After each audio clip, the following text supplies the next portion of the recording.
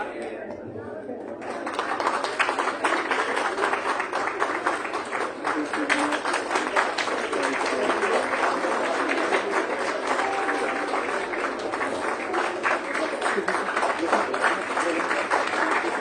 request all to kindly keep standing in honor of the national anthem.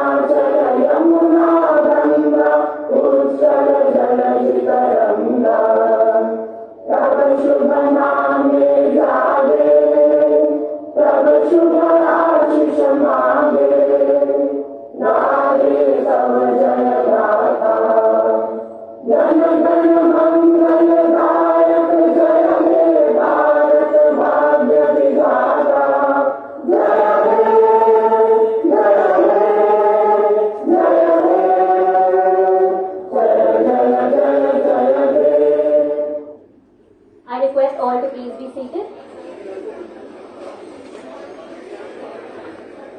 A very good morning to our dignitaries, eminent guests, industry experts, academic partners, research partners, corporate sponsors, media patrons, delegates, faculty members, fellow learners and all present.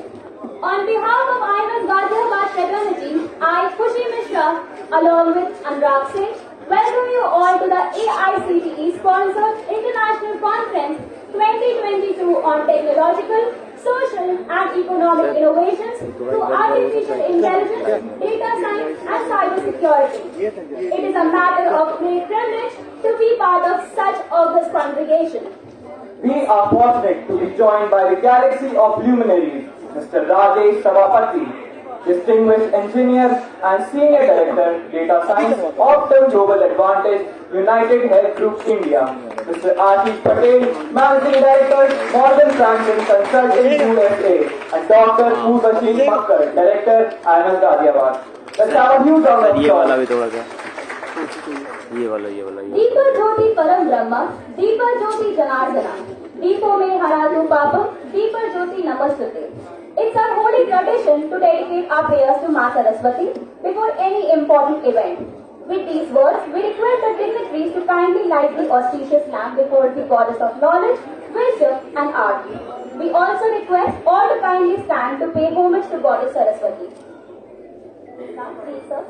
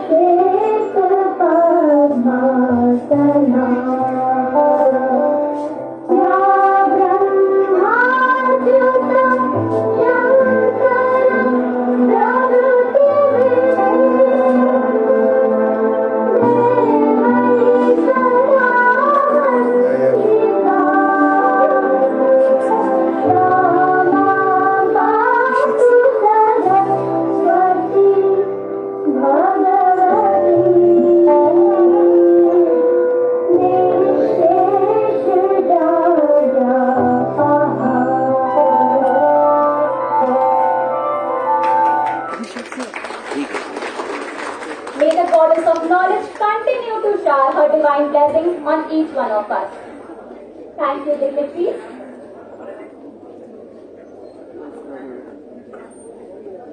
Though IMS Ghaziabad meets No introduction, yet at this juncture, we would like to introduce the Institute to all of you.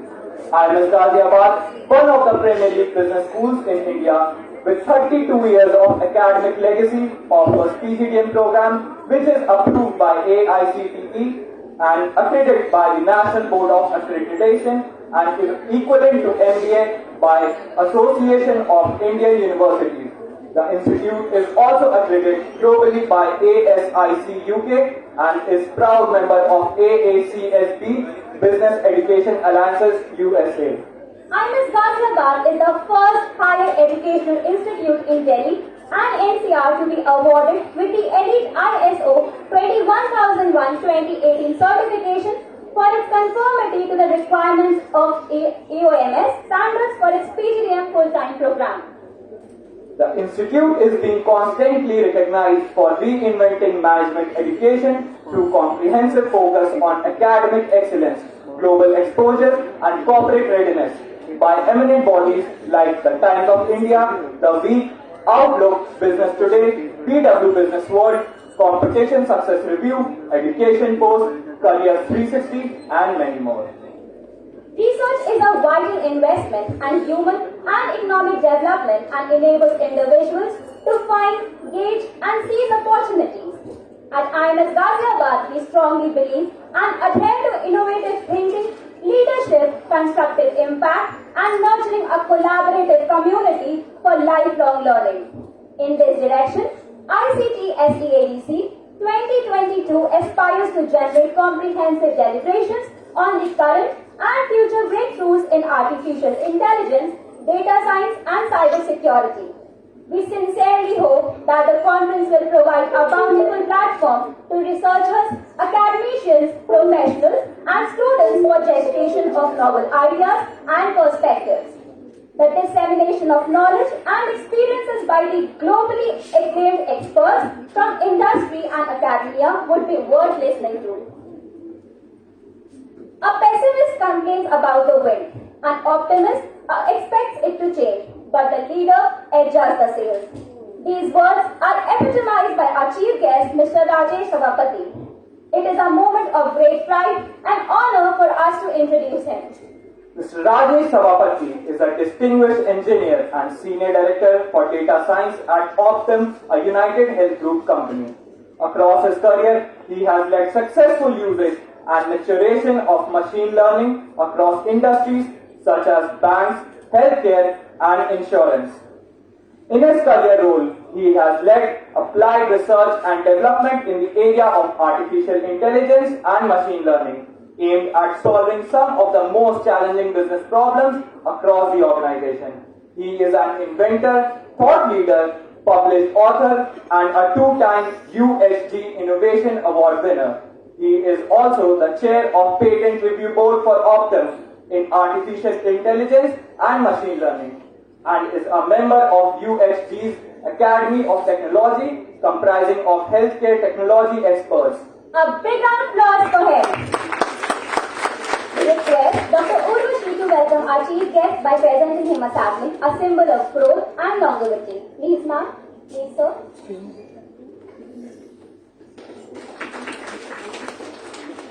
Thank you, ma'am. Thank you, sir. One's mission in life is not merely to survive, but to thrive, and to do so with some passion, some compassion, some humor, and some style. One such charismatic persona is a distinguished keynote speaker, Mr. Ashish Patel, an innovator, a visionary, and orator of global repute. It's a moment of great pride and honor for us to introduce him.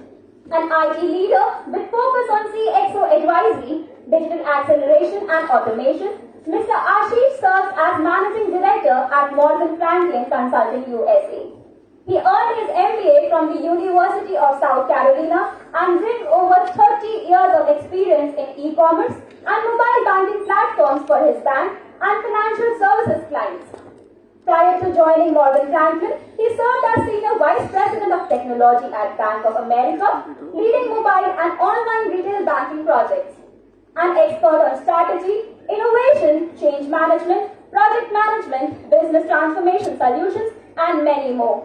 Mr. Ashish has streamlined numerous projects in banks, credit unions, non-profits, hospitality, real estate, and other global organizations. A proud recipient of numerous awards and recognition, he has many elite certifications to his credit, such as Project Management Professional, Six Sigma Green Belt, Certified Scrum Master, just to name a few. We request Dr. Radhika Malhotra to present a welcome sapling to our keynote speaker, Mr. Ashish Patel. Please, ma'am.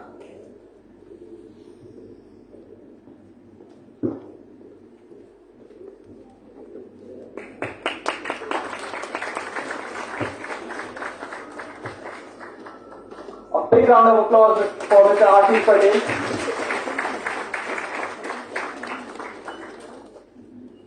Thank you, ma'am. Thank you, sir. A pioneer has the vision and conviction that a dream can be achieved and inspires the power and energy to get it done. Thus, the road to success is not a path you find, but a trail you blaze. One such trailblazer is none other than Dr. Urvashi Makkar, Director IMS Ghaziabad. It is our privilege to introduce her. With PhD in Marketing and Executive Program in Human Resource Management from IIM Calcutta, Dr. Urvashi is an academician par excellence with a knack of entrepreneurial spirit and a persistent passion for continuous learning to upgrade her teachings. A widely traveled academician, having leadership certifications from Harvard University, UK India Education and Research Initiatives, beside many others in the list, and with a rich experience of more than 26 years in academics, research, teaching, training and consultancy. She has created a niche for herself in the domain of management education. She is a vivid researcher and has to her credit 13 books published by renowned publishing houses, more than 80 publications in refereed international national journals and conferences, has been a distinguished speaker in numerous summits, seminars, conclaves, EDPs, MVPs and workshops. In recognition of her passion to provide composite and quality education to the young minds, she has been elected to the prestigious Council of Management of All India Management Association. A big round of applause for her. We request Dr. Parul Yadav to welcome Dr. Urvashi with a token of greeting. Ma'am, please.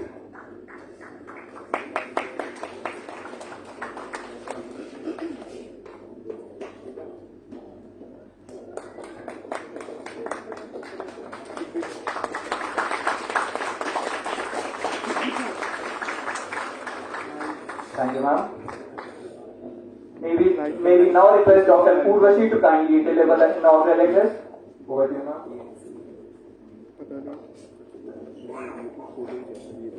Thank you very much. Very good morning to all the audience. It's good to see the fully packed auditorium with the students, delegates from the different organizations, institutions, our guests, faculty team members, the core committee members and our friends from the media fraternity and our expert speakers on dais. It's really an honor to welcome all of you on behalf of the IMS fraternity, and I take pride in welcoming our chief guest of the ceremony, Mr. Rajesh Sabapathy, a person of repute in the area in which the conference theme has been finalized. And of course, the presence of Mr. Ashish Patel has been here in this campus since last now almost 2 weeks. I'm sure that the similar value add is going to happen today in the conference also.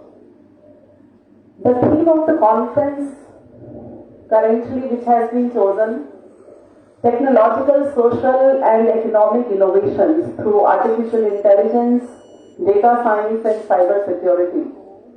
This has been very well thought of theme by our core team, which I congratulate them for, and we are really proud to share that this conference is sponsored by AICTE, which is definitely an additional feather to the name of IMS Ghaziabad. In this particular conference, we are definitely expecting a lot of new deliberations coming up, and we believe that it's going to be a great platform for sharing the research in the area of AI, cybersecurity and data science, and not only directly in the areas in absolute terms, but their impacts on the society, the impacts on economy, not only the global but the national economy also. I'm very sure that with the number of researchers who have shown interest in this conference, we have seen in the conference proceedings there are more than 150 abstracts which have been submitted by the different researchers, not only from India but around various countries also. We believe that these research deliberations will give some new understanding of the concepts which we are going to start discussing from today, which will continue till tomorrow. So we have jam-packed sessions planned for today. After this inaugural session, we are going to have the plenary talks also by few experts who will be joining us very soon, followed by various concurrent technical sessions in the campus. For all the delegates, we have arranged definitely the STICMAKE event also, which we believe is one of the responsibilities of any academic institutions to reach out to the cultural roots of our country and to reach out to the youngsters also. So keeping that in view, the today's scenario and the program has been finalized. We're really pleased that just before coming to the conference auditorium, we have inaugurated the book exhibition also in our campus, in which around 20 publication houses have participated. I would urge all the students who are sitting here from the different campuses, they must go and try to have a look on the books. Books reading has become an adversity currently when on one side we talk about AI, data security and the data sciences. Undoubtedly, once when we did our degrees, post-grad schooling, we have lived throughout the life in the non-screen era.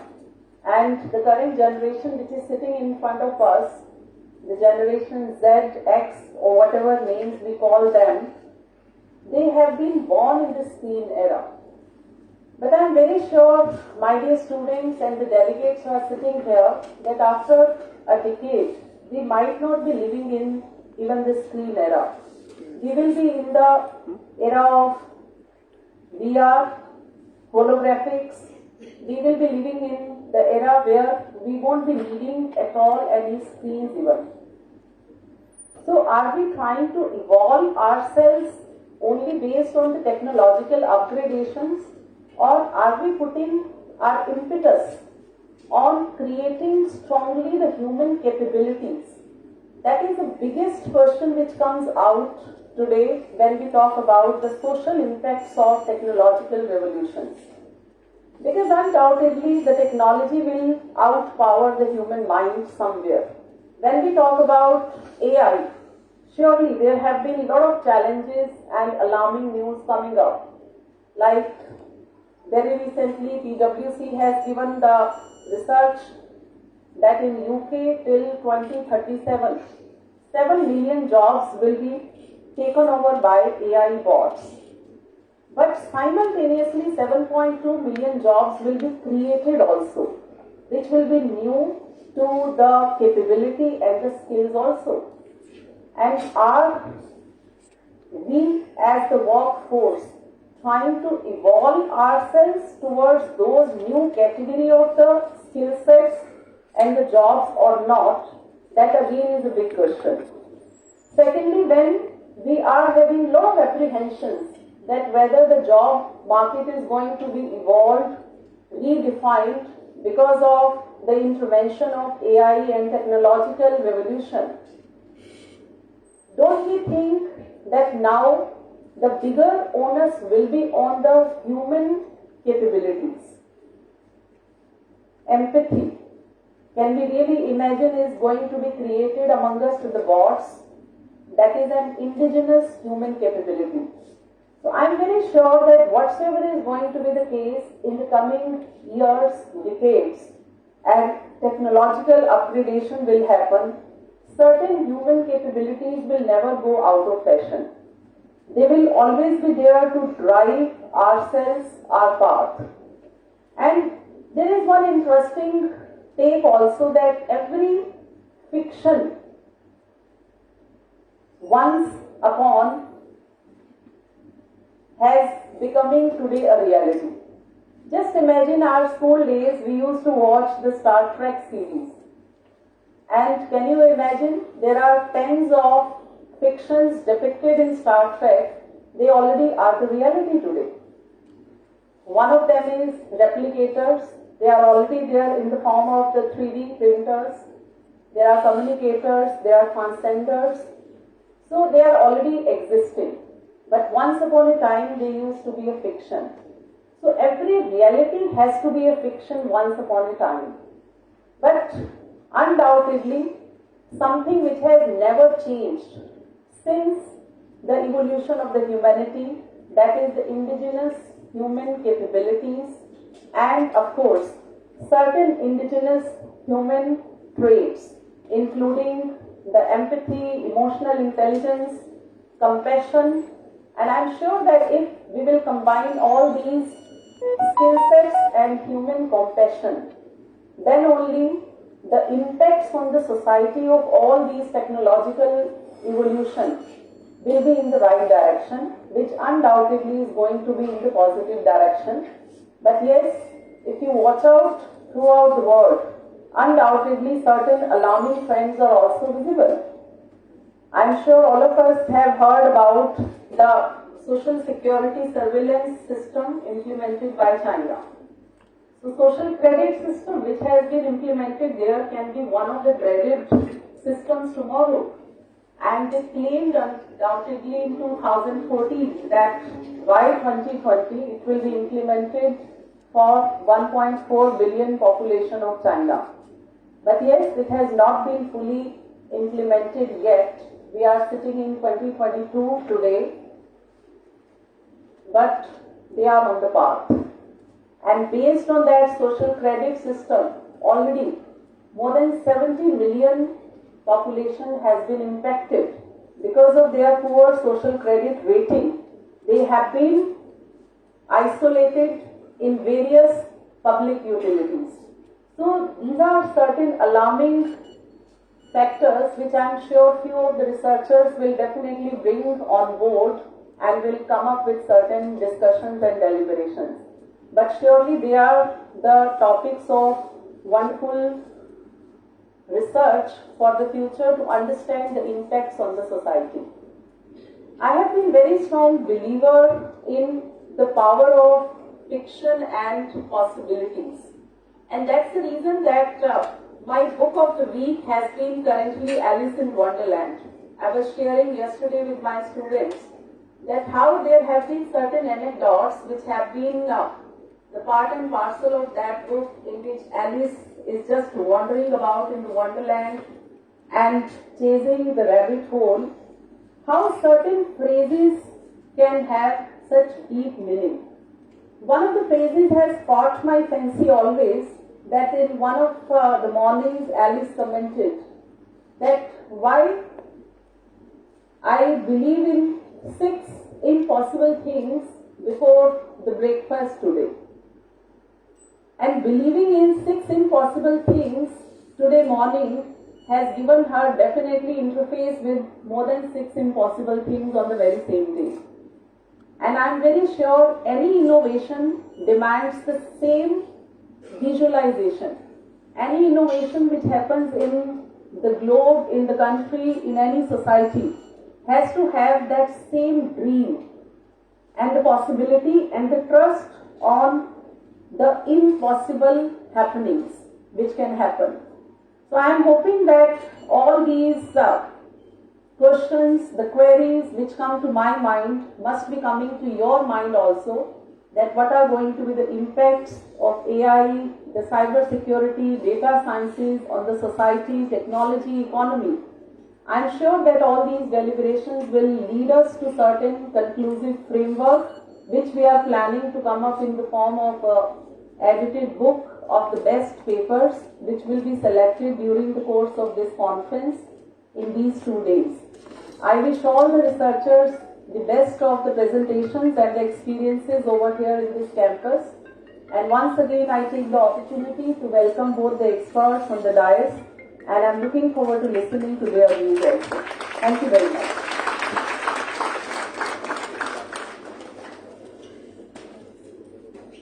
Thank you, ma'am, for your insights.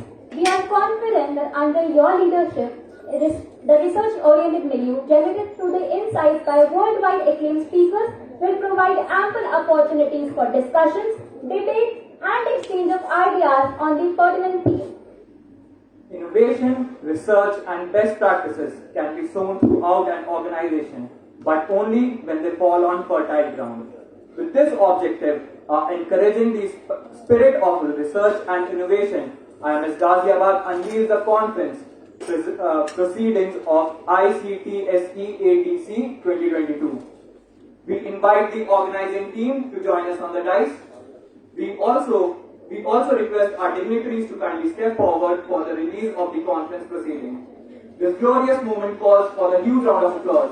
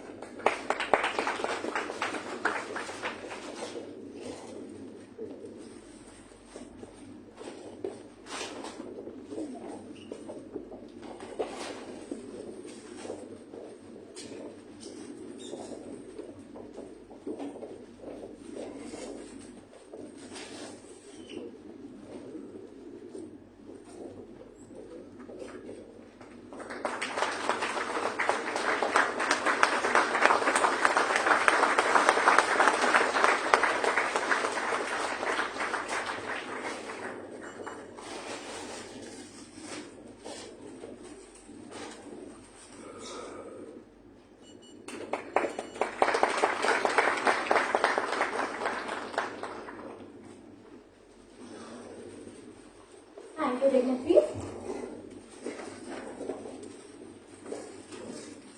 Taking the session forward, we request our keynote speaker, Mr. Ashish Patel, to kindly share his untransferable knowledge with all of us. Sir, please.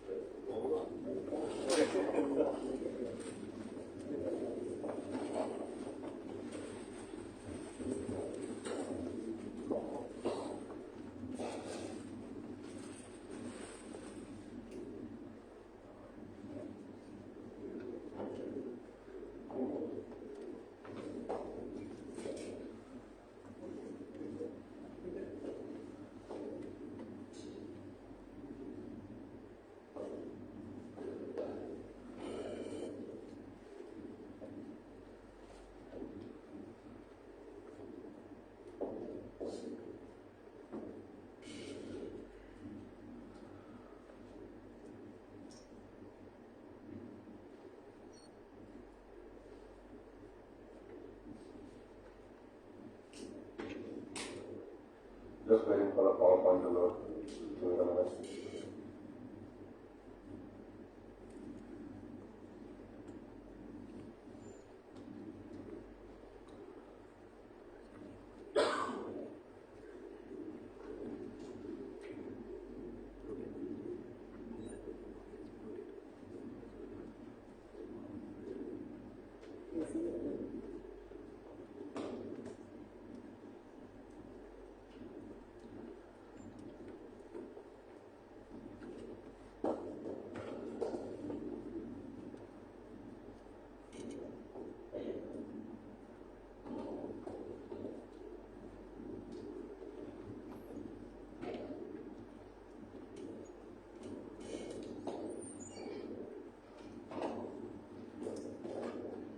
Hi, good morning.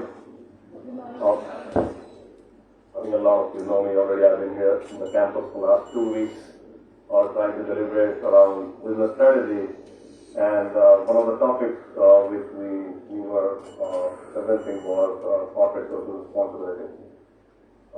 And so today I thought I'll focus my talk on we call it the ESG, Environment, Social Responsibility and Governance, all right, and how we use artificial intelligence. So that's the topic today. And I'm back at the dais. I first want to thank IMS for giving me the opportunity, not only today, but for last 2 weeks to be here in the campus and express my thoughts. And I especially thank Dr. Uwe. It takes virtually an army to conduct such a great occasion where there is so much logistics and connecting the team. And also for last 2 weeks she has been virtually around me, and she's busy, but has spent a lot of time making sure that I'm comfortable here, right? And also that the students are learning and students are available to be engaged with me. So thank you so much. And Rajesh, nice meeting you today, the chief guest here. Alright, so I think we can get started on this topic. I think that wherever I go, and of course in the class as well for last 2 weeks, this topic comes again and again. Automation means job loss. Alright? And I was just mentioning, right, that hey, there's a balance of jobs. In UK, they are predicting 7 million jobs will be lost, 7 million will be created. I was teaching upskill and reskill. So that's one good lesson you may take from here in the next 2 days.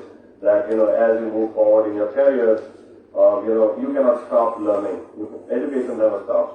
I learn from Urvashi a lot. Whenever sometimes I travel with her, there's always a book there's a library of book actually in the car, and you just heard her that she's reading a book with Alice in Wonderland, and I would have never thought going back to that book at this stage in my life. But this is what we call learning. Learning does not mean I'll present a PowerPoint and go away.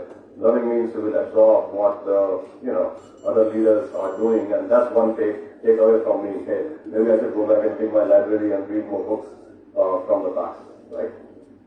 Alright, so we'll get started on this topic. It was a huge topic, as you can see. So I'll reflect a little bit on technology. What is changing? Especially in last, I would say 2.5, 3 years, being in consulting business. Suddenly I see an acceleration. I come to India every 6 months to teach, right? This was the hardest, I would say, time for me. And the reason is there is so much acceleration in the market. The demand is so high for technology and the technology resources that I am been working every night. The US time. It never happened before me. People say, hey, COVID, your business must have hit. Our business has actually gone up 3 times during last 2.5 years. I have clients where business has increased by 5-fold in last 2-3 years.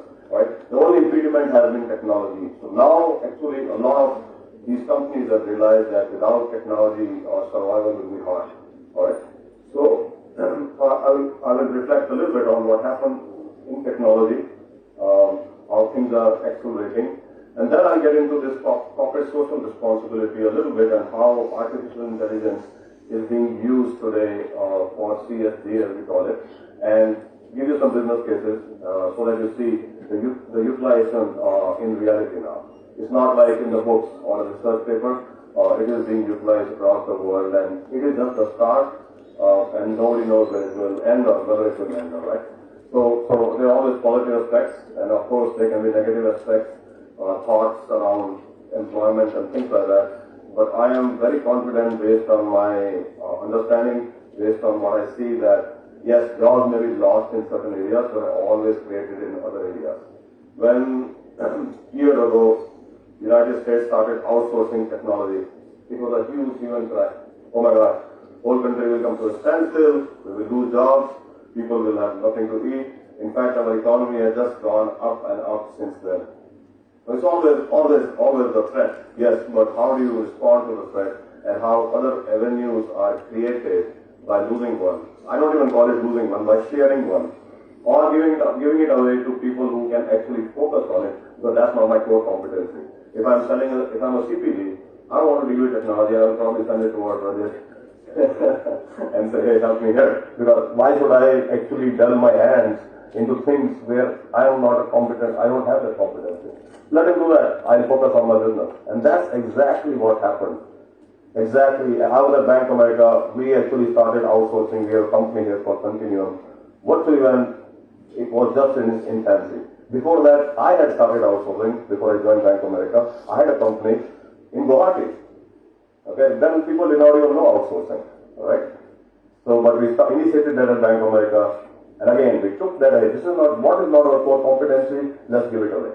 Let's focus on banking. Why should I focus on the platform beneath it? Somebody else can take care of that. Alright? So, as we're focusing on banking, the bank started making more and more revenue. So more jobs were created. So in reality, there was no job loss. Actually, there was creation of jobs. It was just a sharing across the globe. That's all. So if you think like that, I think you will think very positively. Panic is always there. Threats always seem real. And, nobody looks at the positive aspects. But I'm pretty confident that if you really harness, as I call it, this technology, whether you call artificial intelligence, machine learning, or you can say data science, and I'll explain to you in a second what really they mean, because sometimes I feel people are confused between AI and ML and they think it's the same thing, right? And it's not. So I think that's one key takeaway if I can give to you being a keynote speaker is that reskill enough skills, harness the technology for your benefit, okay? And focus on your core competency, the rest of the jobs you can outsource and get things done. And that is how business will be done in the future. I have clients who have fallen in traps where they are trying to develop technology, okay, and that is not what they do, so they end up spending a lot more money than somebody like, any technology company would do. And I think that's where I get involved when we talk about business transformations. That's what we do. We just try to show them how they can efficiently run their business, outsource what's not their core competency, and be successful. Okay.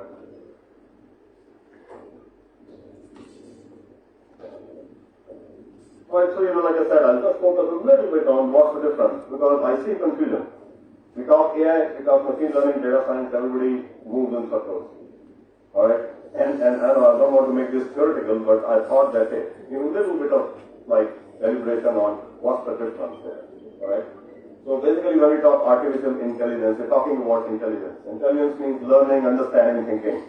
Artificial means, generally, if you say natural thinking or natural intelligence, that's your brain, your thinking power. Artificial means it's created. It's not natural. It's made by humans. That's all. So making machines think like human intelligence is artificial intelligence. And that's different than machine learning in the sense that machine learning is a subset of artificial intelligence. It's only a small part. My next slide will show you what that means in a second. But, when you are actually training machines, okay, machines are trained by experience. Think about swimming. If you don't know swimming and you go to a swimming pool, first day you will struggle. And then you are looking at other people. Maybe you don't have a coach and you're just looking at other people. Okay? And then you learn by experience how to swim. See, now the sophistication has taken place. During my younger days, we used to go to a barn. Barn was in the gaon, in a village. And how do you learn? Everybody learns swimming in the village. Nobody taught them. That was by experience. Okay? That's what machine learning is about. The machine learns over a period of time by experience what it needs to do and how it can do things better and better. That's different than artificial intelligence, alright? That's machine learning in basic terms. And of course, data science is a bigger field. It's multidisciplinary. Basically, how do you, first of all, identify the data, structured data, unstructured data. I think I explained the difference. Unstructured data is all the data which you generate, around your phones, right? You go create reels and videos and all that is unstructured data, plus the structured data and how to deal with it, how to make it better, how to harness that data, right? To utilize it. That is data science from an overall perspective, right? Examples, artificial intelligence, you guys are using it today. Everybody knows Alexa, that is based on artificial intelligence platform, okay? You use Netflix and you see the movie suggestions come up, they're using AI behind the scenes. That's artificial intelligence. Machine learning, self-driving cars. Everybody's so excited about that, right? You love technology and you don't know what's behind it. Self-driving cars is a case of machine learning, alright? Any robotics, you see the robots now walking, robots jumping, robots running, right? That's all based on the machine learning. And of course, data science, like in banks, we were using it already for fraud detection, alright? Or logistics, you do digital ads. There are numerous examples, but that's basic differences between the three. And I think it's important because I see a lot of folks confused between, hey, what is ML, what is AI? There's a difference. And when it comes to deep-rooted technology, you can see that AI and machine learning are not subsets of data science. But machine learning is a subset of artificial intelligence. And then these are limited technology I was showing on the board. but that is how they're connected amongst each other. So just for your clarification for the future, that's how these three things are connected, okay, as you can see on the board. Alright, so now I said that I'll take a little bit of focus on technology, what is changing, and then I will get into the corporate social responsibility and the use of artificial intelligence in there, and then I will conclude, alright. So what happened in the past? Most of the technology was stopped by big business, corporations, things used to take weeks, or they used to say, hey, it will take weeks to do X, Y, Z. And technology was considered as an enabler. Even today, actually, a lot of people think technology is an enabler. And that is not true. Okay, things have changed. My advert is pointing towards what changed. Now, even smaller clients, I have companies which actually sell carpets. There's 6, 7 carpet shops. And we will go and they'll talk digital transformation. They want to do as much as with technology as a big Fortune 50 company may be doing. Alright, of course, in their limited means. Corporations, if you think about technology, it has come to the individual level. You can imagine each one of you how much technology you are carrying, including the fact that since morning I'm seeing how many people, there is an iPad taking pictures, there are digital cameras taking pictures, all around you there is unlimited technology. That's why we say move from corporations to individuals. And next is things used to take weeks, everybody wants things in seconds. I was giving a lesson in consumer behavior, how it changed. Previously, if you all remember, at least I remember, since I've done it, and I still behave like that, if I were to buy something, I'll take time. You look at it, you think about it, you come back, and then you think it will cost this much money, right? So the time was there, time was spent. Nowadays, decisions are made in seconds. I need a phone, get it. Similarly, corporate decisions are made in seconds. As consumers, when you make decisions in seconds, corporates have to be ready to absorb that and ensure that, they are ready to actually, number one, support you in your decision, ensure that they have enough, business knowledge and business adaptability to respond to your, that few seconds of decision making, and that's what changed a big thing. That's why if you go to Amazon today, as soon as you go to Amazon and you look for something, there are 5 more things they support or add so that you can buy that. You're buying a cell phone, immediately you'll see an ad for cell phone cover. They'll coax you to buy that. All the technology behind these decision making and the short decision making, quick decision making, it is between machine learning, artificial intelligence, and data science. Alright? So that changed quite a lot. Alright? Last thing is enabler to a driver. When we say enabler, think about technology as a back office application, back office support. Today it is a strategy driver. When we sit at a table in strategy and strategy making, one of the biggest drivers, is technology now. CIO never used to have a seat at the C-level table with the CEOs, and now they do. You never heard about positions like Chief Data Officer, Chief Technology Officer, okay, or Chief Strategy Officer, and now you see these positions. Lately now, when I talk about CSR, corporate responsibility, you also see those positions coming up in the company. Alright, so that changed quite a lot. And something about 2.5 quintillion bytes of data is created every day. It's craziness. Imagine the amount of data which is flowing in the systems today. And I don't know where it will end or what is the limit, but keeping up with that requires, human mind cannot do it. We are limited, right? And that is why all these sciences like AI, ML, all these came up in order to cater to the needs of business, of the society, and that's how I feel like it's still in its infancy. It just started, and the game has begun, but it will really get big.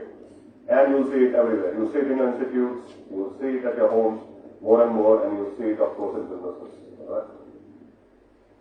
All right? Again, quickly, on the adoption strategy, I was just looking at this data. This was very amazing data. This is pre-COVID, and when COVID started, immediately how things changed. And I saw it personally with my clients, but I was looking at some data, I think this was from SFS research, how quickly the companies changed. When they were surveyed before, they said, oh yeah, we need AI for cost reduction. Now that is not even a strategic way of thinking about artificial intelligence. But you see, when COVID started, how they changed their thought process to it's essential for future survival. Our business will not survive if we do not adopt technologies like AI, smart analytics, okay, which is part of data science, alright? Of course, cloud, if today you're not on cloud, you're really left behind. I think that's really, I would say, a challenging picture for a company if you're not on cloud today and you're still on site and things like that. I do see in India, There are certain programs that only run on site, that's fine. But overall, the strategy should be moving towards the cloud. Because if something like COVID happens, the only reason we survived, the only reason business did not close down like ours, because we are 100% in cloud. If my laptop is stolen today, does not matter. In 5 minutes, all I need to do is go buy a machine. In 5 minutes, I can be up because everything is sitting in the cloud. Nothing is on my laptop. This is a very simple example, and that's how the business is operating today. All right. Just few examples how they have changed their mindset, essentials for future survival. And this is when the businesses start thinking like that. You know that the technology is today and tomorrow you will be talking about is going to be ready. Is ready now to change the world. Okay. Till now it was talk. Till now it was business case level. Till now it was pilot level. I think this is going to really take what I call a front seat now on the business train. All right. I'll skip this slide. So now I wanted to talk about the sustainability because the topic was related to technology in socio-economic and business, and I thought I'll focus on socio-economic today. One of the reasons is this is becoming huge in US, and I've seen this now being talked in India quite a lot. Okay. Although your laws for social responsibility from business perspective were raised in 2013 with your Company Act, okay, in India. But you can see not a lot has been done. Similarly, in US it was not done. But in last 1 or 2 years, the government has now started putting regulations in place. At least the public companies, when they submit their quarterly SEC filings, they have to actually submit a report on what we call ESG. And I'll go over that in a second to give you a little bit of foundation. These are, I think, 17 goals which are laid down by United Nations for sustainability. I'm not going to read them. They are there for you. They are online. But each of the companies, or when we talk about ESG governance, they have to worry about all these goals. Now this is becoming big. You hear Starbucks saying that, hey, we will get rid of the straws. They already did actually. Alright, if you go to Starbucks today, you get paper straws. You don't get a plastic straw. Imagine how many tons of plastic was saved by taking that decision. Now they've decided we are going to get rid of cups, paper cups. I don't know how they'll serve coffee because everybody cannot carry a cup around, but it will be interesting to see. At least they're trying to take initiative. You go to McDonald's, you don't see any plastic now. Okay? Everything is recycled paper. Even the napkins you use, food napkins, they are recycled paper. What you carry it in is recycled paper. Okay? So companies are trying it, but the problem is only the big companies are trying it. To bring it to ground level, we have to all absorb what this means, what sustainability means, right? I know I every day cross, I think it's Ghaziabad or somewhere here. I get scared when I see the mounds and mounds of rubbish there. You have somewhere it has to go, the house rubbish. It is a scary picture. And it's true in every country, don't think it's only in India. Okay? But what is the solution? The solution starts at home. How can you, instead of creating 5 kilograms of rubbish in a week, how can we reduce it down to 3? Everybody has to now start thinking. Otherwise, COVID-1, COVID-2, COVID-3 already done. COVID-4 is a little bit now started to happen, and this will not end if we don't really change our mindset. Okay? So yes, corporate responsibility is easy to say, but it has to start from ground level, from every person involved, right? So anyway, quickly going on to this. This is what we call the universe for environment, social and governance. Basically, when as a company we think about environmental, social governance, these are major pillars which we actually look at. Okay, I'm not reading this, but you can see from environment perspective, renewable energy, water usage, energy usage, right? Their emissions, right? Social, from your employee engagement, how your employees doing, how are they being social, right? Diversity, big thing now, equity and inclusion, that is very big, right? You can see around. So, again, the mandate is there. United Nations is saying we have these 17 goals of sustainability. Okay? We say there is an ESG mandate. We have already mandated public companies to report on their ESG activities. The problem is, okay, so now what? Still at a level of individual citizens, what changes? And this is what my topic for today is, I wanted to focus on a certain area which is artificial intelligence. And there is a forum set up called AICTSEADC. Okay, artificial intelligence for social good. So this is already in place. It's not like it's happening, it's not happening, right? How are we using artificial intelligence for society? It's in place, they have started a lot of work. So I want to go over a few things, what they are doing. Presently one of the business cases, and I think that should give you enough deliberation that, yes, work is done, How can you be involved in that? How your company can be involved? And like I know Rajesh company uses AI. How can they? It's a healthcare company. As part of their CSR, what activities they are doing, whether they are doing or not, I'll be interested to hear. Otherwise, how things will be done. Quickly going over this. So the focus for AI 4SD is on tackling social, environment, and public health challenges. That's the key. They said that hey, a lot of artificial intelligence is used by businesses. Let's not talk about that. That is being done anyway. But what about the society? Are we going to do something for them? And that's what AI 4SD does. All right. So they interact with the social science and environmental science. That's the key. So then, Association for Advancement of AI also got involved, which is huge actually. That's a huge society. All right. And they identified 4 major issues which they see today with artificial intelligence. One is significance of problems. They were not considering social impact, right, at all while they were doing their research and development. And that becomes big now for them. Number 2, novelty approach. They know that whenever they were creating new models, they were not, again, their focus was, hey, we will create a model for security at LA airport, Los Angeles airport. So they definitely, there's an AI right now running the whole security at Los Angeles airport. But that's not social, that's still commercial, because that was a commercial technology. How do we use that similar model? It's called MAS, multi-agent system. How do we use that model, right, for social responsibility? And I'll give you an example of MAS in a second. Right. Third is scope and promise of social impact. That we need to promise or make our promises that we will create these kind of systems which will have social impact. And last is, of course, reliance upon advancement of cutting-edge AI techniques. How can we actually use the latest AI techniques for our CSR responsibility? So I'm using the word CSR is corporate social responsibility. Okay. ESG is what environment, social society, and government. Okay. All right. So again, this is advancing AI and MAS. MAS is, I'm not going to deep, but it's called multi-agent system. These are some of the technologies on the left. Okay, there's game theory, RL, social networks, mandates, decision-focused learning, which are being used for public health, conservation, and public safety.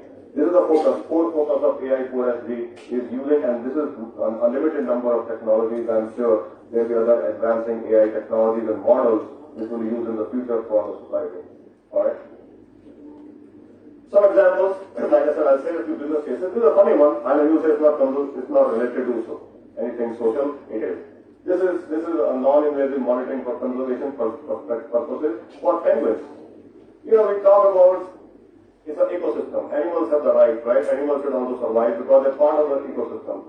How do you keep up with these penguins? How do you know how many penguins are there? They use artificial intelligence and satellites to actually do the count of penguin colonies. They are being counted around 3.7 million colonies using AI because object-based image analysis approach for detecting penguin guano. Guano means the penguin leftover, okay? Right? And in very high spatial resolution satellite images. So it's being done. It is done. Being done. Then they extrapolated this technology in interest of time. I didn't bring it. They were trying to use this technology to stop elephant poaching in Africa. Okay? And they were tracking the elephants. And also artificial intelligence was creating models which could tell them where the hunters are and where there is a possibility poaching may happen. It is in place today. It is being used. All right. Another good example of using AI for social purposes. This is one very good one. It's still a little bit in its infancy, but kind of proven. Google actually created a machine learning algorithm for what we call dyspeptic speech. You may know this, it's called ALS, amyotrophic lateral sclerosis. It's a huge disease, it's a very, it's a sad place to be. You can see how a person looks like, how much assistance the person needs when they are in this situation. They developed machine learning technology to actually convert the speech, because their speech is impeded, okay? They cannot speak very well. It's called dyspeptic speech, and they use technology to convert that speech into normal speech. So when these people speak, it's converted into normal speech using a machine learning. It's in place today. It is still, of course, in its infancy. But think tomorrow when you're on Zoom, you're on Skype, and you implement this application or the machine learning algorithm, you can actually hear these people clearly. That's a huge invention, I think. That's use of artificial intelligence already in place. Another example, again, it is still in test stage, but already the concept is there, and this is what COVID brought, is how do you actually track pandemics? using artificial intelligence. Okay, so that's a global immunological observatory for pandemic prediction. It is already in development and being tested. And basically, they observe serological indicators across a population sample. So, you go for a blood test and they're collecting data. Imagine how many people do blood tests every day, right? And they're collecting the data and trying to see patterns and try to identify that how, is there a possibility of a pandemic. Today, it's already done. Actually, all the wastewater which goes from the bathrooms and everywhere into sewers, that's analyzed. Actually, in US, today that water is analyzed to actually predict is a pandemic coming in a certain city or a town. They test the water for that, okay? But this is much better. You can keep doing this continually using artificial intelligence to actually track if a pandemic is coming. So again, another great use of AI. These are still projects, but kind of proven projects. That's why I'm presenting to you, which can be used on a daily basis, all right? Here's the last one. I just want to quickly go over a few other slides and just last slide actually, sorry, and a few other things which are done today, all right, from perspective of machine learning and AI, and then I'll conclude my talk. Going over 3 or 4 of them which are fairly important. The second one, I think India has a lot of diabetes.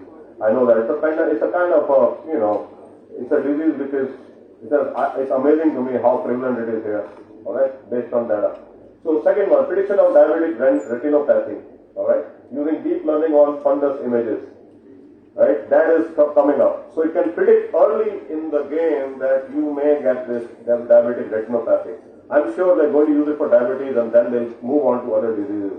That is a classic case, when you can use artificial intelligence and machine learning.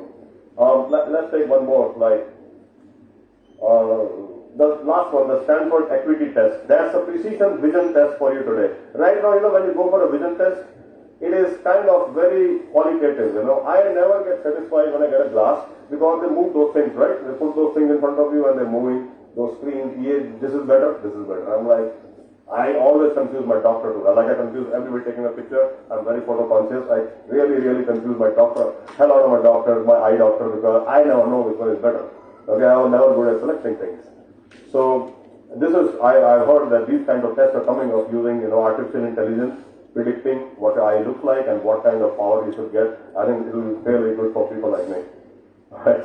So that's exactly what I had for today. I just wanted to show to you again, sharing my journey, like, what machine learning is, what AI is, in interest of time I was pretty fast, what data science is about. And then, second thing is that I don't think technology will actually ever get rid of jobs. All it will do is reskill and upskill. If you reskill and upskill, you can still have, I would say, jobs will increase. Okay? I have not seen yet jobs decreasing because of when we move global outsourcing, it was increased. Economy is improved. Look at Indian economy. Just think about days before global outsourcing and now. Right? So I don't think there's a need for panic that AI and these things will actually be impacting the job. But you should be ready. The job market has to be ready. As students, a lot of your students here, are you ready? Will you be ready? Because I told in my class, don't stop reading, don't stop reading. I even now, after so many years, try to get certified. I take certifications so that I learn new things, learn what is happening in technology. This is not even my core subject. Okay? I'm a from my background, I'm a pharmacist, and I have a background in genetics. So see, I've learned it. If I can learn it, I'm sure you can learn it and use it for good purposes. All right? So that's all I had. Thanks a lot for listening to me patiently. Thank you.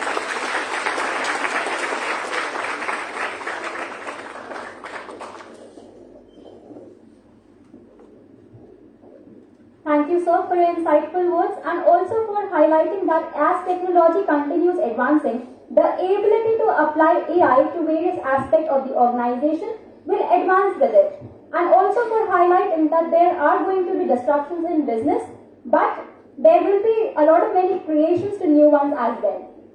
We are indeed honored by the gracious presence of our chief guest, Mr. Rajesh Sabapathy. We would like to invite him to address the audience. Please, sir.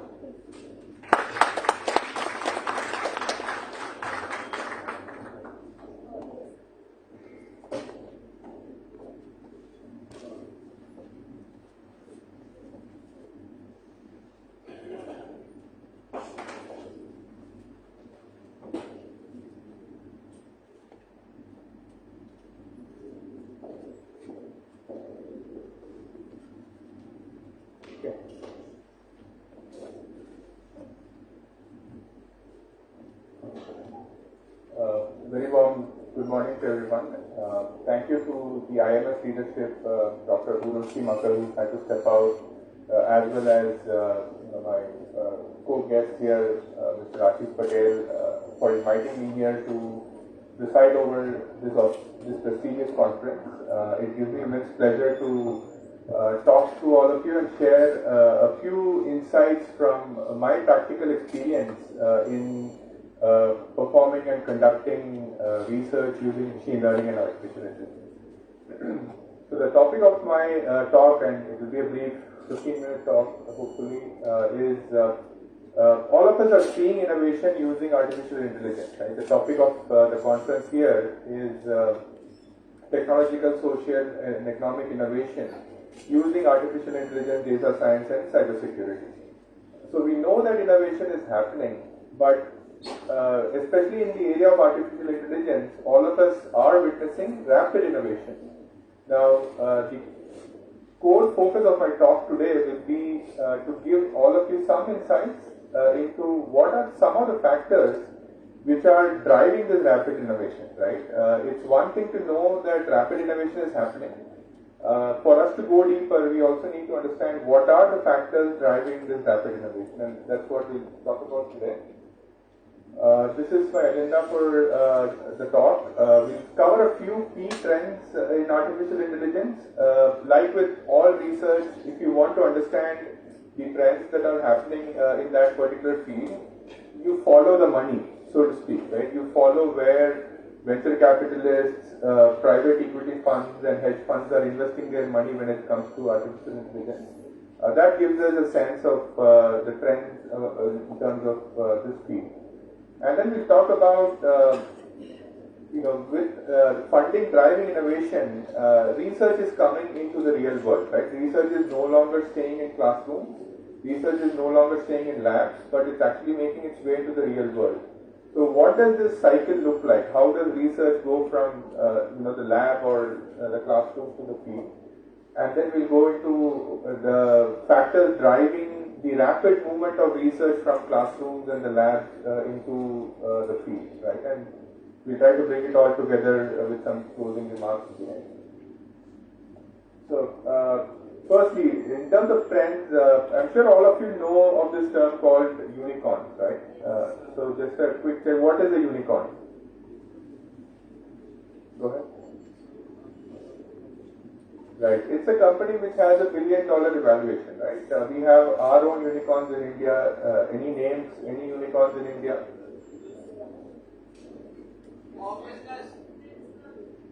Lenskart, Paytm, right? So we have our own unicorns. Now these are all technology companies which are offering a product which have become unicorns with $1 billion evaluation. But what is happening in the world is that there are pure artificial intelligence companies which by themselves have become unicorns, right? So we take a look at this quickly. So this is a graph that I pulled from a report by a company called CB Insights. They published really good information about venture capitalist funding and advances in artificial intelligence. So what we're trying to show in this graph is that the funding that AI companies receive, when I say AI companies, these are startups, it doubled to about close to $67 billion in 2021. So if you look at the previous year, it was around $32 billion. Now it's about $67 billion. This is a doubling that we witnessed last year. And a lot of this is going into healthcare right now, right? And you can see across the previous years that the funding that AI startups, these are startups not focusing on broader products, broader technology, these are startups focusing purely on AI, right? And you can see that increasing along with time, the amount of funding that these companies are getting is increasing significantly. Now, what does this mean in terms of the companies themselves? Now, if you look at AI unicorns, again, these are AI companies with over $1 billion in evaluation. There were 65 new AI unicorns that emerged in 2021 alone, right? And you can see that in the previous year, there were not that many unicorns. There were about 12 in 2020. Now, 65 new ones in 2021. And as of the end of 2021, you had a total of about 125 unicorns in the field of AI alone. That is 125 companies with $1 billion in evaluation. Now, where are these unicorns focused, right? What are some of the areas that these unicorns are focused on, and what are some of the problems that they are trying to solve for their respective businesses? Three key areas where AI companies or AI startups are becoming unicorns are healthcare, fintech, and retail. And there are other sectors as well where AI unicorns are emerging, but these are some of the large sectors where a lot of funding is going in at this point in time. If you look at healthcare, and I come from United Health Group, Optum within United Health Group, which is a healthcare company. A lot of the investment in AI is obviously going towards something called as precision medicine, right? Precision medicine is where if you know, if a company knows my medical history, right, and if it has my own, they've conducted a genetics test on me, they have my genome level data, they are able to predict what kind of diseases will I specifically suffer from and in how many years, right? And if they know this, they are able to give targeted treatment, targeted medication for that specific disease much ahead of time. So this is an area that's seeing a lot of investment in healthcare as far as AI is concerned. Drug discovery, right? Again, all of us during COVID, we read the news headlines where we were learning about companies trying to come up with vaccines, and then there were companies trying to come up with pills, tablets as well, right? So drug discovery in pharmaceutical companies is a process that takes a lot of time, and of late a lot of AI and machine learning is going into companies, trying to help companies come up with drugs very quickly as well. And then medical imaging, right? So you have a radiologist who looks at an X-ray or an MRI report and figures out what is happening internally in the brain or in the lungs. Now AI can do that, right? So these are some areas, there are a lot of areas even within healthcare, but just some key trends. When it comes to fintech, again in India there is a fintech boom going on right now.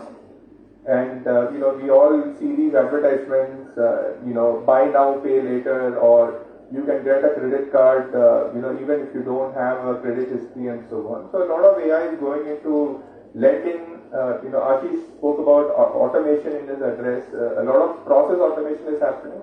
For example, if some of you have an account with, let's say, Zerodha, right? Zerodha is a stockbroking company. You can open a demat account with them. You can open the account in literally 10 to 15 minutes, right? They ask you to take a photograph on your webcam, right? And then they ask you to upload some documents. There is they don't really have a lot of human beings looking at your photograph or looking at your documents. A lot of image recognition and a lot of object detection algorithms, AI algorithms run in the backend to automate these processes in banks. So that's also where a lot of investment is happening. And obviously cybercrime, right? Some of you may have seen this nice documentary on Netflix about a village in India where young kids actually commit financial fraud. So cybercrime, right? So a lot of investment is going into AI to tackle cybercrime. And lastly, retail. Retail I won't talk a lot about. All of us shop on Amazon or Flipkart. So there are personalized products that are shown to you, personalized advertisements that are shown to you. And they also try to prevent fraud, and then a lot of other things are happening. So just a few trends in terms of what is happening in AI right now, where the money is going. We're seeing that the funding is increasing, $67 billion. A lot of unicorns are emerging, and some key areas where the AI startups are focusing on. Now. Obviously, this is a lot of progress in very short time, right? If you rewind 10 years ago, maybe even 12 years ago, AI and machine learning was largely being done by the big tech companies, right? Let's say if I use the term FANG, right? FANG stands for Facebook, which is now Meta, Apple, Amazon, Netflix, and Google. They were doing a lot of machine learning.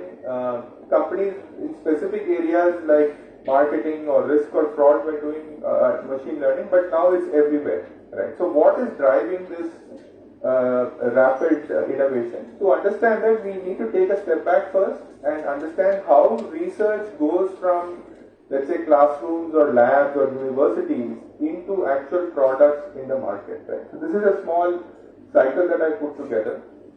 In the first box, research happens, right? Researchers, these could be professors in university, these could be PhD students, these could be, people working in industry labs. They get exposed to a real world problem, right? A real world problem could be, hey, how can I lend money without really knowing credit history or something like that. And once they know a real world situation, they derive a problem statement and then conduct fundamental or applied research, right? So that's where research happens. Then research gets published. For example, this conference here is a venue for research to get published, to get presented and to get broadcasted into the broader world. And then the research finds its way into journals. Now once the research is published, somebody in a company or in a startup has to now discover that research, right? They say that, okay, hey, I am working on a certain problem, right? I want to predict diseases, right? And is there any new research that has happened in the area of disease prediction that I can use to create an algorithm, right? So somebody has to discover the research, and then once they discover the research, they then have to create a prototype. A prototype is a small product or a small working model that, hey, this research happened, I read it in a journal, now I have written some software using this research, and this software is now able to predict, let's say, cancer or detect cancer, right? So somebody prototypes it, and then once the prototype is there, there is a lot of engineering work, there is a lot of product work happens to then take that prototype and give it shape into a final product, right? So this is broadly 5 steps through which research ends up becoming a product, and all across these 5 stages, innovation is happening to make each one of these steps happen a lot faster. And that is the core focus of my talk. After my talk, you should be able to understand and go back home or go back to your classmates and tell them that, hey, I now understand why there is such a boom in AI, right? Or why there is such rapid progress in AI. So we'll take a look at these 10 factors that I've put together based on my practical experience of working in this field for more than 10 years. So the first innovation that is happening in terms of accelerating the process from research to product is the access to problems, right? Maybe in a traditional research setting, let's say you have professors in universities, they are working on some problems. They get to know about, they have some friends or some colleagues or some contacts in the industry. They get to know about some problems, and then they carry out research in their own universities or in their labs. That's how it used to happen traditionally. But of late, if you look, a lot of companies, including our company, United Health Group, they are hiring professors and faculty at a very large scale to come and work in their companies. So if you look at Amazon, Amazon has a team called Amazon Science, right? What Amazon Science does is they go and approach the professors in the top universities in the US, and they tell them, hey, you take a leave of absence from your university for a couple of years, and you come and work at Amazon, right? We will give you a lab, we will give you data, we will give you top talent, right? We will give you our employees whom we recruited from top universities, they will work with you. We will also give you software and hardware, right? So this makes it very appealing for professors to take a small break from their teaching work and then go and work in an actual company and work on real world problems using real world data at a very large scale. And Amazon Science has hundreds of professors, postdoctoral researchers working for them, likewise with Google Brain. So this way, the access that a researcher has to problems has become far more easy and far larger in the last 5 to 10 years. Now let's say, okay, you now have access to a problem and you want to know, hey, what has been done on this problem before, right? You want to do a literature survey. You don't want to start your work from scratch. You want to read some research papers, right? A few years ago, let's say even a decade ago, if you wanted access to high quality research papers, you had to purchase those papers from, let's say, Science Direct or get a subscription to JSTOR and so on. As of now, that is no longer the case, right? A lot of authors in the area of artificial intelligence, what they are doing is they are making their peer-reviewed research papers available on websites like Archive, right? It's spelled ARXIV. But if you go to Archive, you will find the top research papers available for free there, right? A couple of years ago, Google had a breakthrough in natural language processing. They built a model called BERT, right? And the day they announced that they've made this breakthrough, you could go to archive and you could find the actual peer-reviewed paper for BERT available on archive, right? So what it means is now researchers are making their own research available freely to other researchers, which means that you and I can now go and read these papers, right? We don't have to worry about having to pay a huge cost to purchase the papers or even get a subscription to the website. So access to research has become free, which means the pace at which research gets transmitted is now faster. Okay, so you have a problem, you now have read the papers, you want to try out some experiment, right? Or you want to replicate what the authors have done in a paper. Now the other trend that is catching up is that all authors are now freely sharing their own data sets, right? If you look at the fields in artificial intelligence like computer vision or natural language processing, the data set that has been used in a top paper is now freely available for researchers to go and take and replicate the paper very quickly, right? Now you no longer have to worry about gathering your own data, right?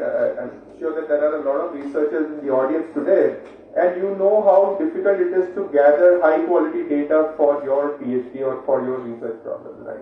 This is no longer the case. There are high quality data sets, really large data sets in all fields of AI that are now freely available for companies, researchers to now take and do their own research on. So that's another factor that's driving rapid innovation.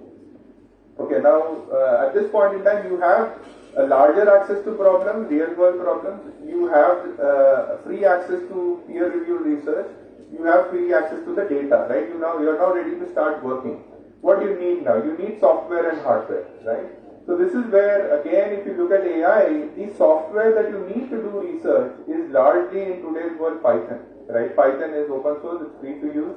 And within Python, there are two frameworks that are used for AI research. These are PyTorch and TensorFlow. PyTorch is largely, from Facebook. TensorFlow is largely from Google. And companies use these two frameworks to do research in AI. These are again free of cost. And then you can have development environments like Jupyter, right? Very easy to code. You don't need to set up anything, and you can start implementing software. You can write programs very quickly. So all of this software is free. Now the other development that has happened very recently is some of you may know about this website called Papers with Code. What Papers with Code does is, if today I am a researcher in a top company conducting research in AI, and I publish a paper in a conference, right? I will make my code available for free for other people on GitHub. What Papers with Code does is, they take the paper and they say that, hey, this is the paper that has been published last month in a conference, and this is the code or program that you can use to try out this research on your own laptop, right? So now you have access to the tools, but you also have access to code, right? Let's say you have a paper where somebody has coded up an AI algorithm. You just have the paper, right? You now have to write the software for the paper. This is what used to happen earlier. But today, you don't even have to do that. The software for the algorithm is also made available, right? So this is another factor that's accelerating the innovation in AI.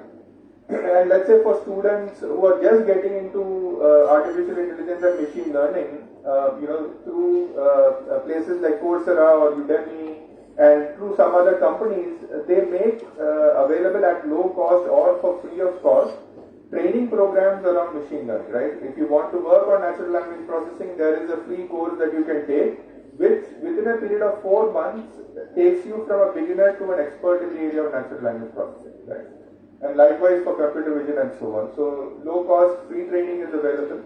And then, today morning I've had the opportunity with Dr. Urvashi and Ashish to inaugurate a book exhibition.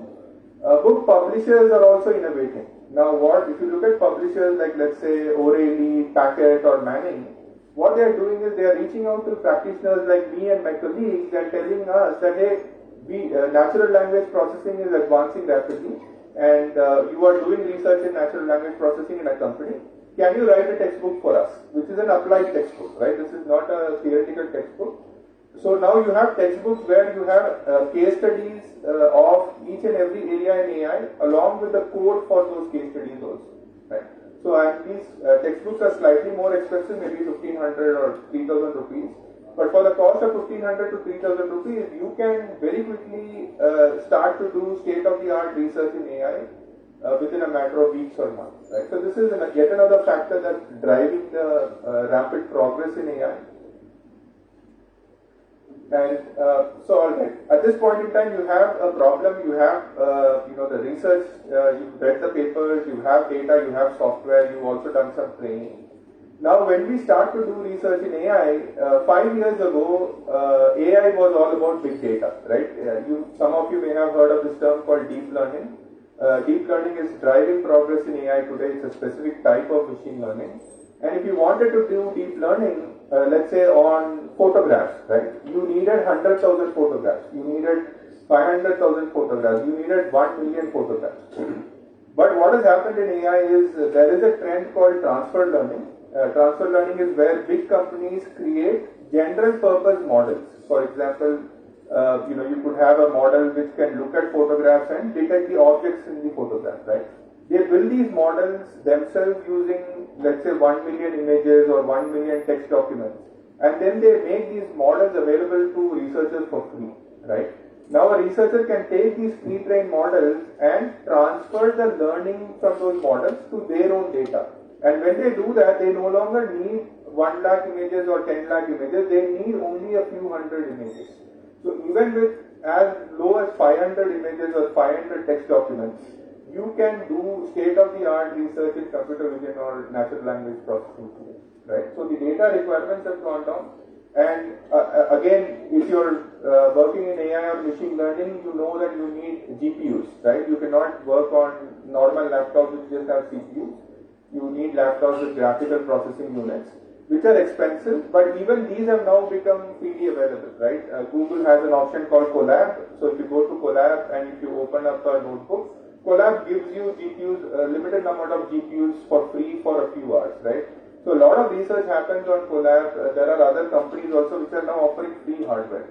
So you no longer even have to worry about hardware. Even the hardware is free for people to do research. And lastly, once you, let's say, till now you had access to problems, you have access to research, you have access to data, software, hardware. Let's say you built a prototype, right? Now a prototype is just a small model, small toy solution you have on your laptop. It's no longer a full-fledged product. What is happening is a lot of products require web development skills, right? You need to know things like, for some of you who may be aware of this, let's say a framework in Python called Django, right? You can use Django to build web applications.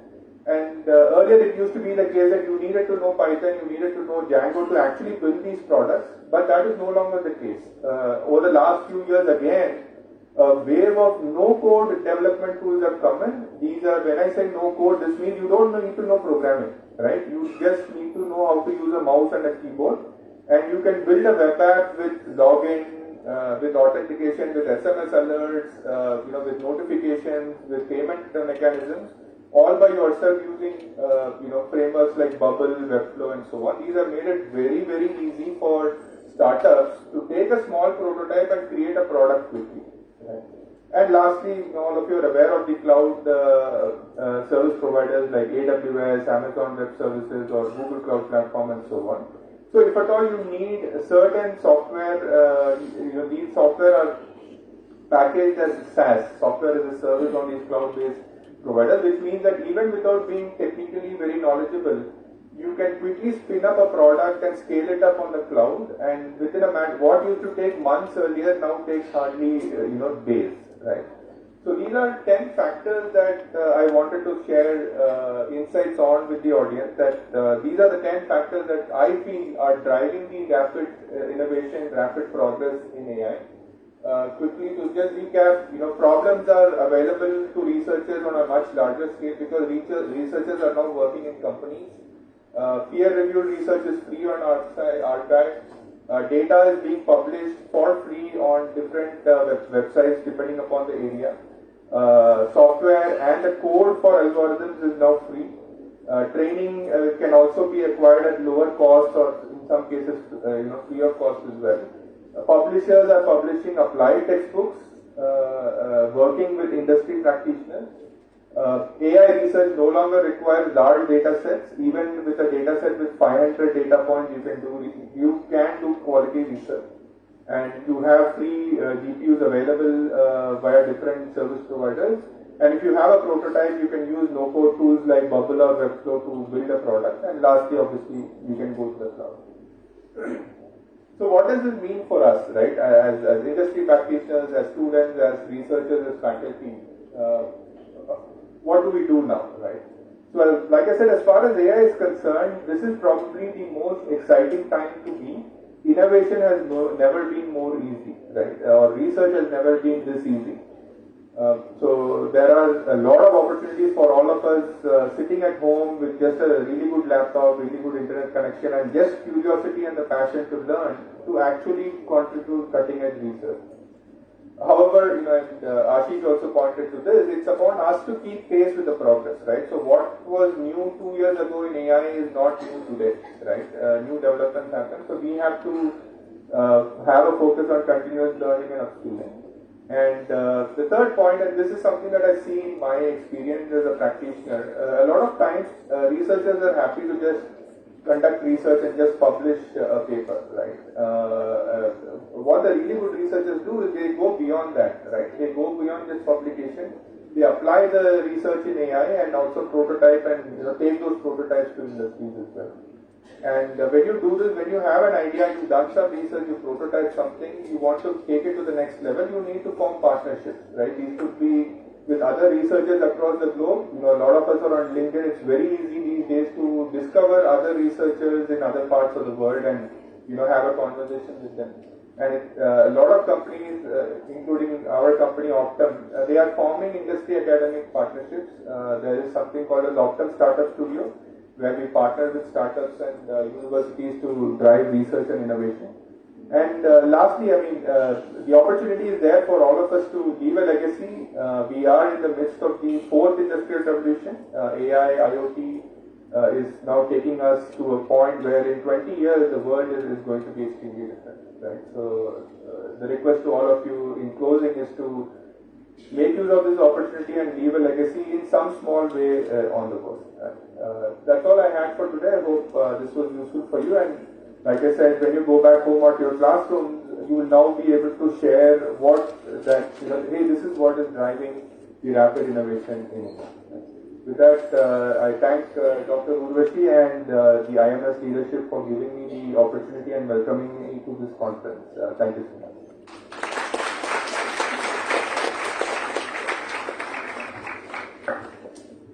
Thank you, sir, for giving the insights on factors driving rapid innovation, new trends in AI, and telling us that innovation is happening all through the research prototype to product cycle. Thank you, sir. After listening to such eminent speakers, in the insightful session, we can see the inquisitiveness raging through our audience. We will now have the open forum, and due to the paucity of time, we'll just have 2 to 3 questions. We request the student volunteers to please circulate the mics.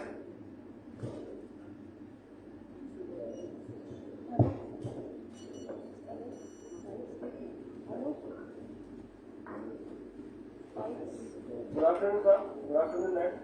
Ashish Gupta. So my question is that as the AI has created a fear in human that human workers will become obsolete in future. So what is the solution for that, or is there any solution?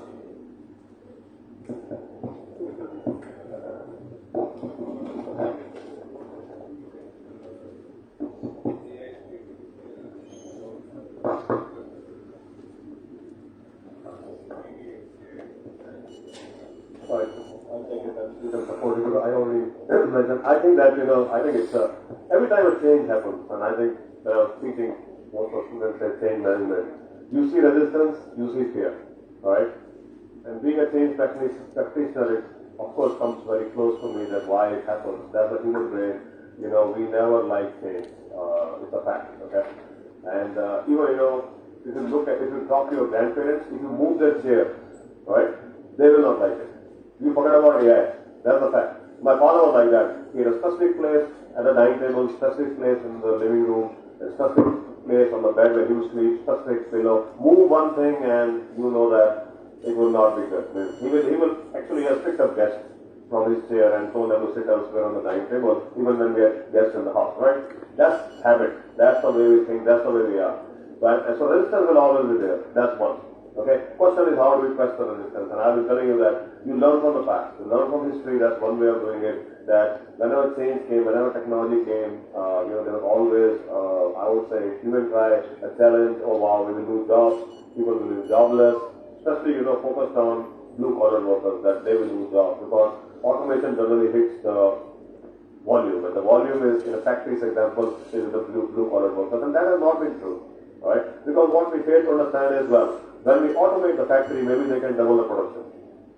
Right? How about that?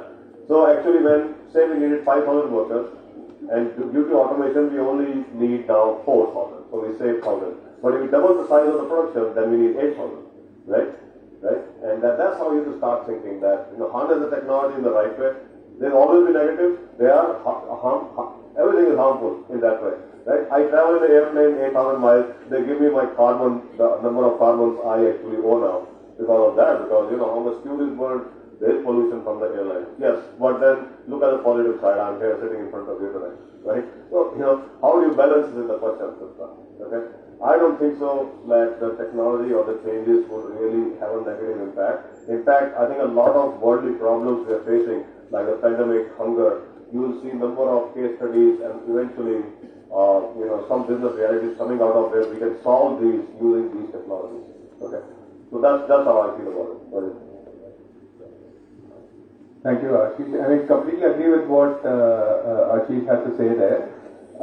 The thing to keep in mind for all of you as the younger generation is that the pace of change is not going to slow down, right? It's going to be relentless.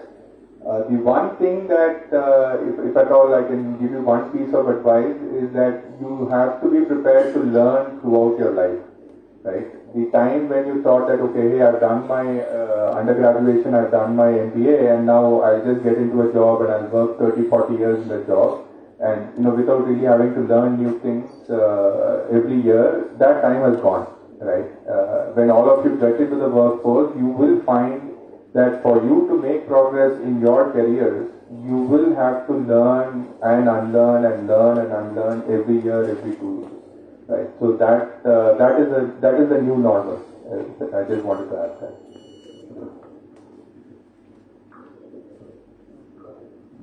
I'm sure your question has been answered. Yes, ma'am. There are few inputs I would like to share because mic has been transferred to me by Rajesh. Anyone of us who's sitting here who remembers the nationalization of banks when it happened? We were in the schools and how the bank employees were literally on the roads. The strike went for more than 1 year in our country. And just imagine, that is the resistance of the change we also have witnessed throughout the lifetime. And imagine today if the nationalization of the banks would not have been there in our country, how the economy would have been today of our country. Second, very simple example, the implementation of UID in our country. It is one of the biggest UID system of the world, which has witnessed during the COVID period transfer directly to the accounts of 80 million people. Since last 24 months, 80 million people have been given ration delivered at home. Is it because of the digitization and the technology upgradation or not? Isn't it? Yes. So I'm very sure that the benefits are definitely going to be there. Whenever any revolution happens, whenever any upgradation happens, the challenges are definitely going to be there because we are disturbing the status quo. And obviously that status quo disturbance is something which impacts each one of us. But undoubtedly we have to upskill and relearn certain skills which we might not have even thought of. I'm very sure the youngsters who are sitting here will learn that learning agility. that how to discard certain skills at certain point of time and to come up with the new skills to be upgraded. I'm sure we are leading towards the better times, surely. Thank you. Thank you. We'll be taking one last question. So, good morning everybody. My name is Onkareshwar from first year PGDM. So, I will ask we are right now in the stage of Industry 4.0 where we are using artificial intelligence and machine learning. And in the future, we will possibly also going to Industry 5.2 where we will be using advanced mechanics and robotics. So, what will be those is much more advantages in there. So, what are the basic possibilities or challenges we will be facing right now? Sure. I'm just going to repeat your question. Your question, to summarize, is let's say we are in Industry 4.0 now. As is when the next wave happens. In Industry 5.0, like for example, we will be using advanced mechanics and all. Right. So, what are the possible challenges we will be facing on that? Okay. All right. So I think from when you say challenges, that you could think of challenges from two perspectives, actually, right? So from the perspective of people who are a part of the revolution, people who are bringing about this revolution, what challenges do they have to solve to make subsequent revolutions happen? You could think about it from that perspective. The other perspective is for us as a human race, these continuous waves of change that happen, what challenges could we face, right? So I'll try to answer it from both perspectives. From the perspective in terms of people like me who are working in the industries and are actually contributing to the fourth industrial revolution. For us, especially when it comes to AI, the concept 10 years ago the question was, can AI actually work, right? Can AI actually add value? That was a question that was in people's minds. That question has been answered to a large extent. It's now the focus is on, can we have AI do its job, or can we use machine learning in a responsible way, in an ethical way, in a fair way, and so on. So at this point in time, as far as artificial intelligence or machine learning is concerned, the key challenges that we have to solve for are these, right? Use them in a responsible way. For example, there are, it was recently discovered that a company was charging lower interest rates for people of a certain race and charging higher interest rates for people of a different race, right? So there are ethical considerations that we need to solve. There are bias considerations we need to solve. A bigger problem is a lot of these AI models that we are building today, they are trained on information in the internet, right? And information in the internet has a huge bias. It has a huge bias towards the English-speaking world. It has a huge bias towards certain races, certain religions, and so on. So the key challenge for us right now is to do this in a responsible way, in an ethical way, in a bias-free way. And as we go forward, let's say at some point in time when robots take over the world, so to speak, I think the challenge would be for us as human beings to retain the core of what makes us human, right? Like Dr. Ruler, she said, pity, passion, creativity. These are all qualities that I feel that will continue to be there regardless of the progress in AI and machine learning, even with the way 4.0, if that makes sense. Sir, I have an additional question on this. Though we are emerging to Industry 4.0 and we will be emerging out in the future, so don't you believe somehow there will be less in human involvement after coming to introduction of AI and also in future stuff? Right. So we will get more free time. We will have more time to be productive in certain areas, right? Like Ashish also said, it will always be a change. There will be resistance to change, but we've seen that technology and advancements in technology have made our lives easier in a way. We have a lot more free time. That comes with its own challenges. But when we have a lot of more free time, the key advantage of a human being is that we are tool makers, right? Throughout our evolution, we've been able to build tools. For example, if you compare our running speed to a cheetah can run faster than us, right? But we can build a bicycle, we can build an aeroplane. So we will continue to grow as tool makers. We will have a lot of free time, and with the free time, we will invent other things to do. That's basically what it is. And I'd like to quote a saying here, which is often quoted in this regard: the future can never be predicted; it can only be discovered. Right. So that's essentially my short answer. That helps. Thank you, dignitaries, for addressing the queries of the audience. Thank you once again. It is a matter of great exquisite delight to felicitate our honored guests, and for this we would like to request all the dignitaries to move forward and accept a token of thankfulness for their significant contribution in the worthy culmination of the session. We request Dr. Urvashi to kindly present a token of gratitude to Mr. Rajesh Sabapathy, Distinguished Engineer and Senior Director, Data Science Optum Global Advantage, United Health Group, India.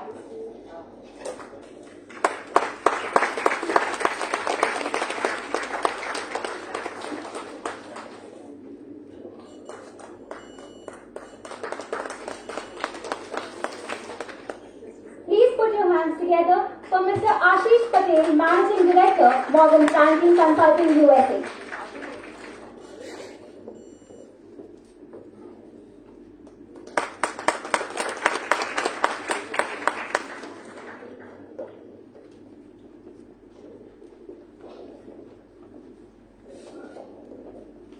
Let's have a huge round of applause for Mr. Ashish Patel.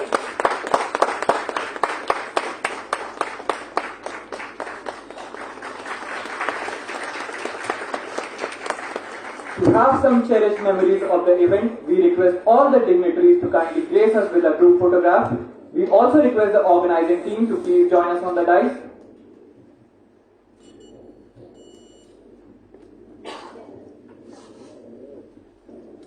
I once again request the organizing team to please grace us with, on the dais.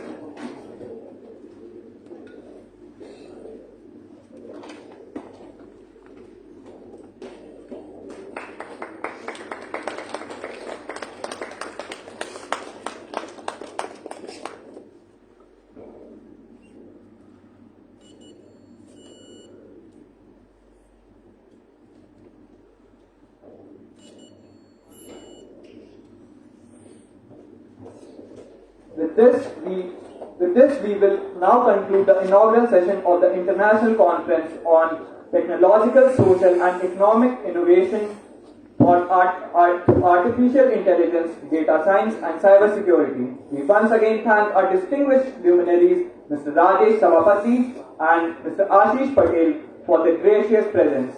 We eagerly look forward to welcoming you once again. Thank you, sir.